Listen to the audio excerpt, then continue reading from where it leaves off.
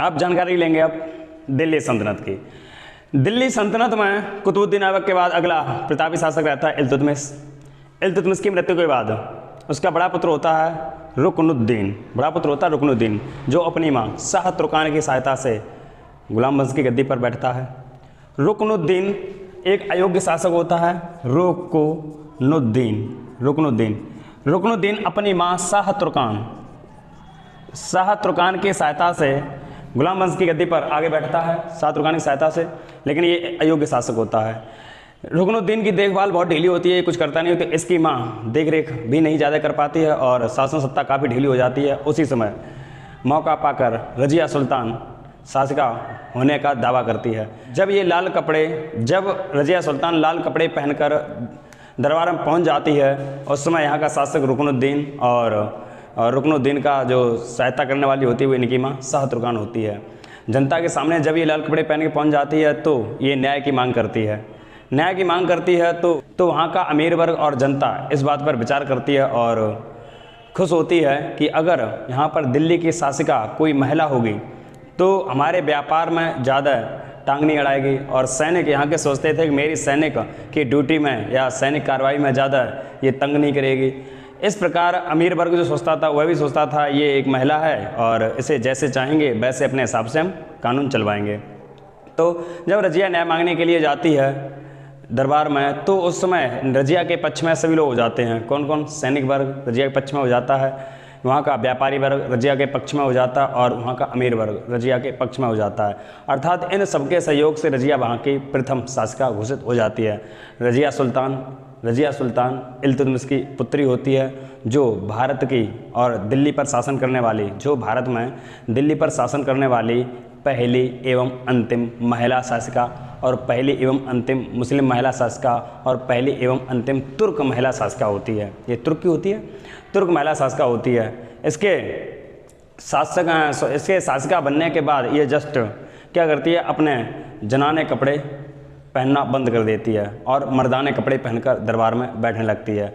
इसका कहना होता है कि सम्राट मतलब राजा, यहाँ महिला और पुरुष का कोई यहाँ पर राजा है तो अपनी प्रजा के लिए कानून चलाएगा और दरबार में बैठेगा।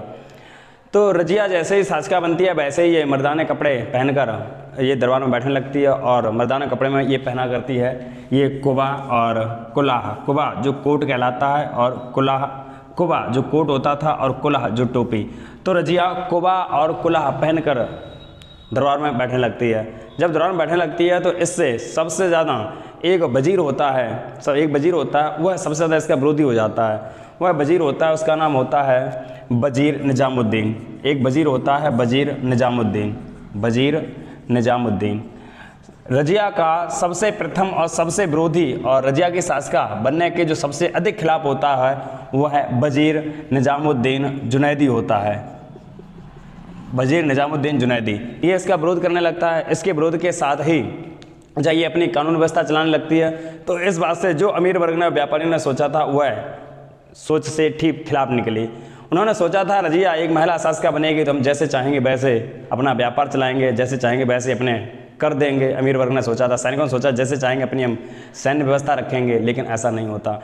ये रजिया सुल्तान जैसे ही शासिका बनती है वैसे क्या करती है, अपने सभी कानूनों को कड़ी कर देती है और सभी मंत्रियों को बदल देती है। सभी मंत्रियों को वहाँ पे बदल देती है। जो इनका घुड़साल का प्रधान होता है ये इनके यहाँ पे एक हुआ करता था इक़्तादार का मतलब था पेंशन लेने वाला। इक़्तादार हुआ करता था। इनकी सेना में एक शामिल था। एक इक़्तादार इनकी सेना में शामिल था, उसका नाम था जलालुद्दीन। एक इक़्तादार सेना में शामिल था, उसका नाम था जलालुद्दीन याकूब।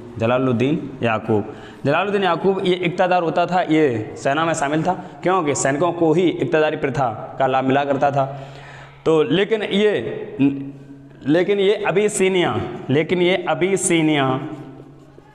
अबीसीनिया का जमींदार भी था। एक तो ये पहले तो इसकी पास ज़मीन थी, अमीर वर्ग का था। अबीसीनिया का काफ़ी बहुत बड़ा ये जमींदार था और ये सेना में भी शामिल था और इक़्तादार भी था। तो रज़िया सुल्तान ने, अच्छा रज़िया सुल्तान से इसके अच्छे संबंध थे। तो रज़िया सुल्तान ने जैसे ही शासिका बनती है तो ये सारे अपने मंत्रियों को बदल देती है, क्यों कोई मंत्री इसके साथ विश्वासघात ना कर जाए, पुराना मंत्री कोई। तो ये सभी नए मंत्रियों को, कोई इसके दरबार में टोपी पे सिलने वाला होता है उसे ये मंत्री पद पे बना देती है। जैसे ये एक इसके सैनिक का, मतलब इसकी सेना का एक सैनिक हुआ करता था, इसे इसने बनाया था अमीर ए आखुर। किसे? जलालुद्दीन को रज़िया सुल्तान अमीर ए आखुर पद पर नियुक्त करती है। अमीर ए आखुर, अमीर ए आखुर पद पर नियुक्त करती है। रज़िया सुल्तान जलालुद्दीन याकूब को अमीर ए आखुर पद पर नियुक्त करती है। अमीर ए आखुर पद का होता है घुड़साल का प्रधान, घुड़साल का प्रधान, घुड़साल का प्रधान। ये घुड़साल का प्रधान होता था अमीर ए आखुर। जब घुड़साल का प्रधान बना देती है और इसी से क्या सीखती है? घुड़सवारी, इसी से घुड़सवारी सीखने लगती है। जलालुद्दीन याकूब को घुड़साल का प्रधान बनाती है और इससे घुड़सवारी सीखने लगती है।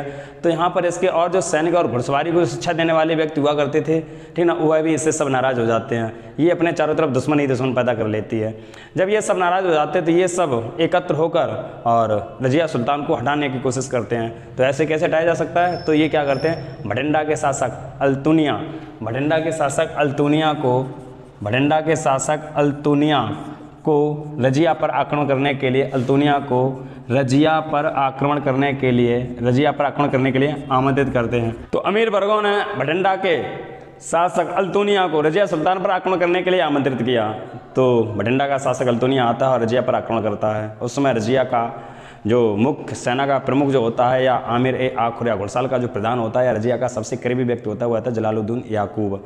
तो जलालुद्दीन याकूब से इसका युद्ध होता है और जलालुद्दीन याकूब मारा जाता है। मारा जाता है तो रज़िया को पता चल जाता है कि अब गाड़ी खतरे में है। तो रज़िया कूटनीति के तहत, अतः रज़िया सुल्तान भटिंडा के शासक अल्तुनिया से विवाह कर लेती है।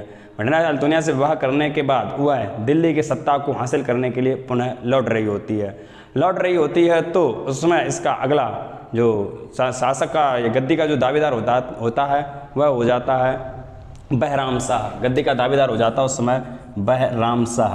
तो बहराम शाह कुछ गुंडों को लगाकर और रज़िया सुल्तान की हत्या करवा देता है। रज़िया रास्ते में आ रही होती है तो एक स्थान होता है कैथल नामक स्थान, दिल्ली के निकट होता है कैथल। तो दिल्ली के निकट होता है, स्थान का नाम होता है कैथल। तो रज़िया कैथल नामक स्थान पर गुंडों में फंस जाती है और गुंडों द्वारा इसकी हत्या कर दी जाती है। रज़िया के साथ ही भटिंडा के शासक अल्तुनिया की भी हत्या कर दी जाती है। अल्तुनिया की जो कब्र बनी हुई है वह भटिंडा में ही पहुंचा दी जाती है, लेकिन रज़िया की जो कब्र होती है वह दिल्ली में लगाई जाती है। रज़िया की कब्र के साथ ही बताया जाता है कि रज़िया की कब्र वहीं लगाई जाती है जहां इसका पुराना आशिक या यार हुआ करता था, मतलब जिससे इसके अच्छे संबंध होते थे, वह था जलालुद्दीन याकूब। तो जलालुद्दीन याकूब की कब्र के पास रज़िया की कब्र लगा दी जाती है और रज़िया की कब्र के पास इसकी एक बड़ी बहन और होती है जिसका नाम होता है साजिया बेगम। साजिया बेगम की भी कब्र होती है। तो वहाँ पर 3 कब्रें लगी हुई हैं दिल्ली में। बताना जहाँ पर रज़िया की कब्र है वहाँ 3 कब्र हैं। तो 3 कब्रों की जो पहचान करी जाती है वो जलालुद्दीन याकूब और साजिया बेगम और रज़िया सुल्तान के रूप में की जाती है। अच्छा, रज़िया सुल्तान की मृत्यु के बाद अगला शासक बनता है बहराम शाह। बहराम शाह भी अयोग्य शासक होता है। तो बहराम शाह अयोग्य होने के बाद कारण इसे वहाँ सत्ता से हटा दिया जाता और बहराम शाह को लाहौर नामक स्थान पर ही इसे मंगोलों द्वारा मार दिया जाता है। बहराम शाह की भी हत्या हो जाती है। तो यहाँ पर अगला शासक बनता है अलाउद्दीन मसूद शाह। अगला शासक बनता है अलाउद्दीन मसूद शाह। अलाउद्दीन मसूद शाह भी एक अयोग्य शासक होता है। कुछ दिनों तक ये शासन सत्ता चलाता है और ये भी मारा जाता है। अब कोई सीट का दावेदार नहीं होता है तो 40 सरदारों में से एक होता है जिसका नाम होता है बलवन। तो बलवन आगे सत्ता का हकदार हो जाता है।